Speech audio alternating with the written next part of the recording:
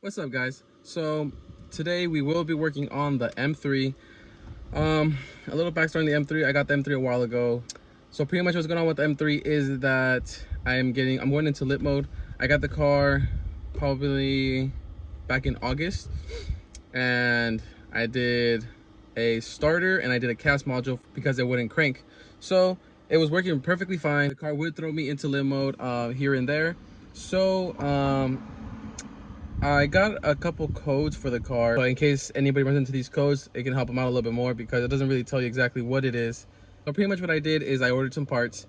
I already swapped them only because I needed to get the car moving quicker. So but pretty much I'm going to tell you guys exactly what happened to me, what codes I was getting, what symptoms, all that stuff. So in case anybody else does run into this, because there's not a lot of videos out there that inform you about a lot of cars. They just, try this or try that or whatever. So I'm gonna go ahead and show you guys what symptoms I was getting, what codes I was getting, and how I went about it.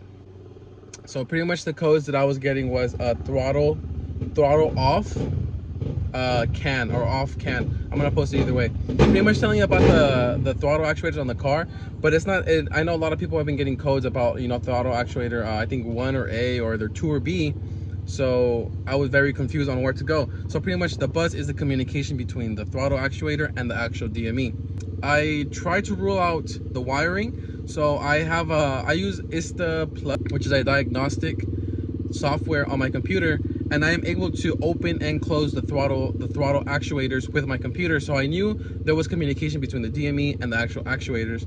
I removed the actual actuators to see inside the gearings like to wear out, so you can replace the gearings. So I opened up both. My car actually had a 2018 actuator and a 2008. When I first bought the car, the guy had told me the car would go into lit mode and so on, whatever. He replaced the throttle actuator, so I never thought, okay, I would never think he replaced one. So I opened up the car, saw both. One was new, one was old. My first thought was, okay, maybe the old one's going out. So the only thing I could think of was the board. The board would sometimes work, sometimes wouldn't, because I would turn the car on and then sometimes it would go straight into lit mode, turn it off, turn it back on, straight into lit mode. There was no way around it. Other days it would just turn on and it was like perfectly fine, like there was nothing ever wrong with the car, which had me very confused.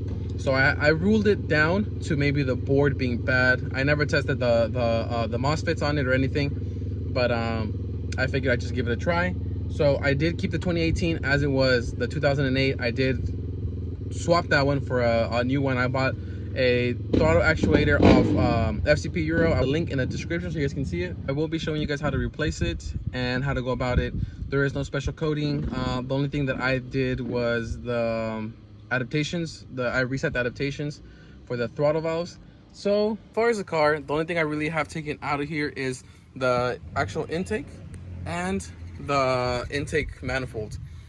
To remove the intake, you will have 2 bolts right here, one right here, one right here. I will do the reverse because I'm going to put everything back already, but I will be showing you guys exactly what I took off and how I took it off. But just to get you guys an idea, this is without the manifold on and without the intake. The manifold is literally held on by these right here. These are I use a flathead. I believe they are, well, I'll check the measurements, but you pretty much just loosen all these up, all 8 of them. I didn't loosen that one enough, so I took out the whole grommet off the actual intake valve, which is not a big deal. I will be putting it on afterwards. And there is a hose right here in the bottom that you just clip off, and your intake temperature sensor, which is this one. And you have to unclip this one from the actual intake boot. What you're gonna want to do now is there will be 3 nuts in here, which are going to be these. They're just going to be 10s. You're going to remove all 3 of those 10mm nuts. Then all you have to do is just get the actual secondary air pump, push it back, and then this will come up. You're going to grab this part right here. You're going to press both sides of it and then just pull out. So after you have this disconnected, you can get this and push it back. You have a connection back here for the secondary air pump hose. You're going to press the tabs, and then you will have these 2 tabs right here, which you're just going to push and then pull out. And then you will have this other one back here, which is for the secondary air pump, which you have this one, which you're also going to push, and then you're going to pull.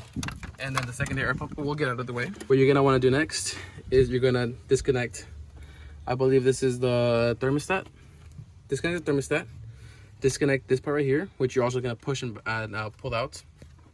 You will be disconnecting the throttle actuator, which you're going to push down right here, pull out, push down right here, and pull out. This will free up this space. I did disconnect this one down here. Let me see if you guys can see it.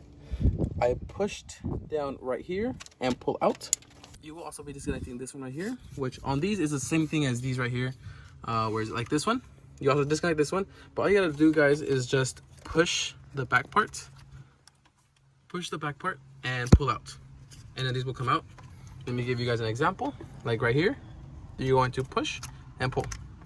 Also have to remove this cable right here. And then you also have this one right here that you're gonna have to do the same thing. Push and pull out. Once you have all those pulled out, you're going to grab the 10mm. You're gonna remove this nut right here, this nut right here. You will be removing this nut right here, and you're gonna be removing this nut right here. Once you have that removed, this part will actually be loose enough to not remove from the car, but probably like around this high to give you enough space to work on the inside. On the actual actuators, you will have one Torx right there, one Torx right here, and one Torx in the middle. So in that area, you guys can see where the two Torx are. So there's one in the middle for each actuator, and there will be two on the side, which you can see right there and right there. And for that one, guys, is going to be a T30 to remove those three on each one. And then for these are just gonna pop out. Just give it a little press and they will pop out like that.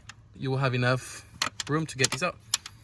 Don't unbolt that part, that nut right there.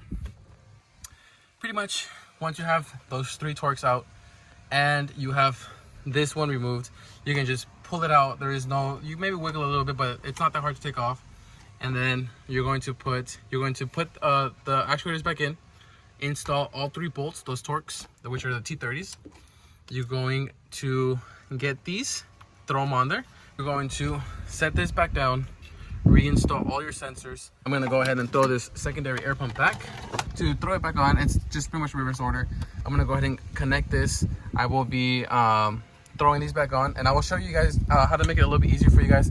A couple times that I have done this, I have struggled a little bit, so let me show you guys. What I have found a bit easier to do is actually push this all the way back and put this on first. I don't know why I was doing it the other way, but put this on first, and then all you gotta do is just align all three of those little screws that are built into the secondary air pump, and then they will all pop out. And then all you have to do now is just pop this hose back in. Make sure you pop this connector back in on the back.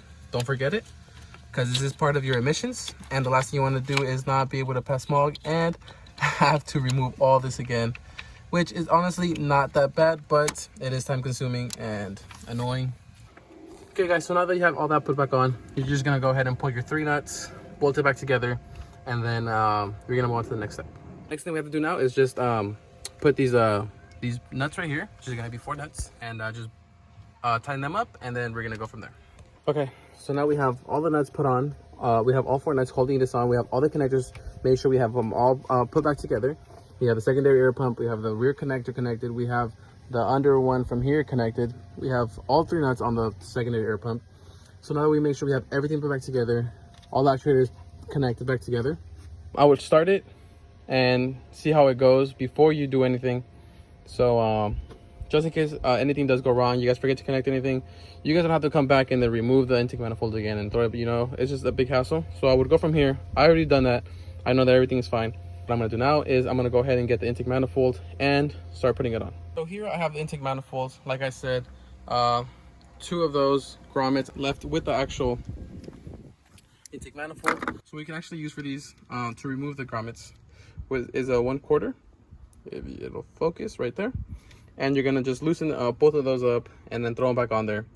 And then we're going to throw the intake manifold back on. Pretty much what you gotta do is just get these, make sure they line up with these right here. And then once it's actually on there, you just tighten back up all these little clamps. And we're gonna connect the rear hose, which is going to be that one. And that is pretty much it. And this bottom one right here, this one right here. So I'm gonna go ahead and remove these clamps, throw them on there, and then set this down and tighten it up, and then we'll go from there. It is a little annoying to put back on, but pretty much you're gonna be tightening all those clamps right there. They go connected straight onto the actual throttles on both sides, right there. So make sure to connect that bottom hose that I was telling you guys about, and make sure you guys connect that rear one right there. You're gonna connect this intake temperature sensor back into place. Now what we're gonna work on now is installing the intake, and that should pretty much finish off this job. So my car did die, and my brother's actually helping me get a jump start, so let's see how it goes. And there you have it, guys. I did get the increased emissions. I heard you will get it maybe like a couple times. You gotta turn off and on, but I can't do that right now since it is dead. I still have to reset the codes, and see, we'll go from there. And then pretty much what it does is the red line actually goes up to 4,000, and then you can't rev past 3,000. Not even driving, you can't shift past 3,000. Actually, you can. I think 35, but that's like the max, and that's like pushing it, and it's like super weak. So we're gonna go ahead and let it warm up, and then see what it does, if it does anything at all. But yeah, guys, I mean, so far so good. I'm gonna go ahead inside, clean up, and let it idle for now, and then we're gonna go ahead and maybe my brother's actually gonna wash the car, so maybe I'll wash the car for you guys too, and then take it out for a drive. Not too sure, we'll see. But I'm gonna go ahead and get cleaned up first, and then see how it looks when I come back. So stay tuned.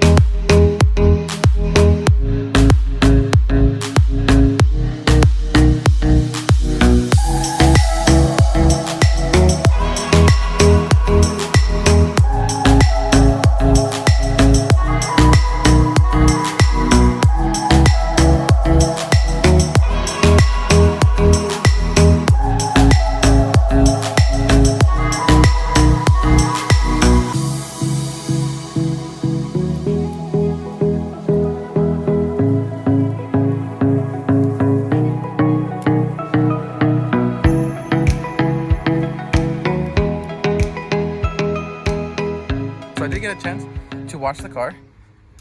We're gonna go ahead, and I'm going to plug it into the computer. My battery is still low, so I might keep it on for a little bit while I do it. But let's go ahead and start it. Okay, I'm gonna go ahead and connect the computer and see what codes I can delete and what come up or what stays. So let me go ahead and do that real quick. This is the program that I use. It is ISTA Plus. If you have a BMW, this is a software that you definitely want to have. It helps with a lot of electrical and software stuff on your BMW. So right here you can see it's gonna be my VIN number, my engine, rear wheel. It tells you it's a manual, it tells you your paint code, the year and date of production and everything. So right now it's gonna get all my information from the car, and then it'll read everything. So all these right here are different modules on the actual car. You got the Combi, which I believe that is your cluster, the DSC, the DME. So it will run through your entire car. It won't just show you your check engine light. It will show you anything from your why your airbag light is on, to a bad bulb on your car, on your tail lights, headlight, interior light. We're gonna go ahead and delete all these codes and see which ones stay, and then we'll go from there. You will get an ABS, a DSC, and brake light, all that stuff, so just go ahead and just cancel it out. So after getting everything deleted, what we were left with was just the alternator, the intake air temperature sensor, and on this, guys, whoever changed it before, they kind of messed with the bulb. It's not a big deal. I will probably get to it sometime soon. And just these, I believe, like a shadow code. So there you have it, guys. I hope this video was very useful. please let me know what you guys would like to see in the future. We'll be getting more 550 videos coming in, so please stay tuned. But yeah, so thank you guys for watching. Please don't forget to subscribe, like, comment, let me know what you guys want to see, and see you in the next one.